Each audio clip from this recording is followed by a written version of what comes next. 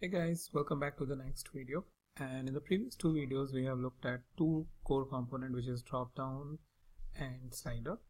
Another type of slider is basically a range slider through which you can select a range. So slider basically goes in one direction, but the range slider is basically works from both the direction. So what I meant by that, let's see this.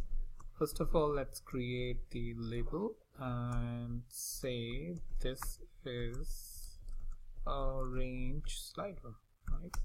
And we'll say dcc.range slider.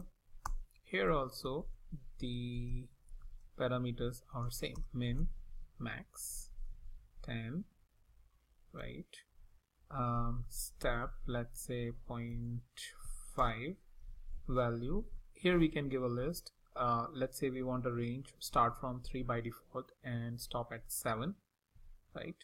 And we can say marks in dictionary comprehension, I for I in range 10. So that's quickly what I have done is specified the very same settings and just using the range slider. Let me execute this. So it's saying value because I have not specified a comma.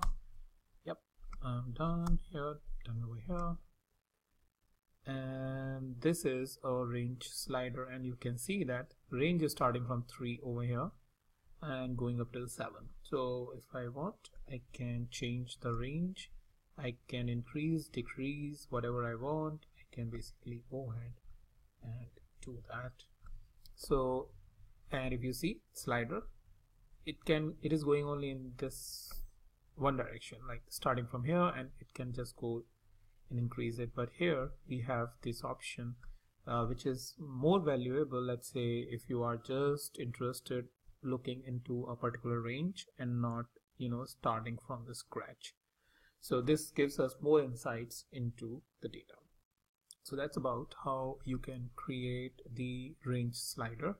And right now if you see and probably you're asking question, okay, we are creating these components, and what about using it in action, something like some activity out of it. So we will do that. I am just going step by step so that we can first get a very good understanding about this, and then because events use callbacks and decorators and things like that, I just want that you be perfect here and then move on to the next step. So we will see it very soon. So I will cover just a few more components, and then we should be good to handle all of these events. So that's pretty much it for this video, and I will meet you in the new video, the new topic.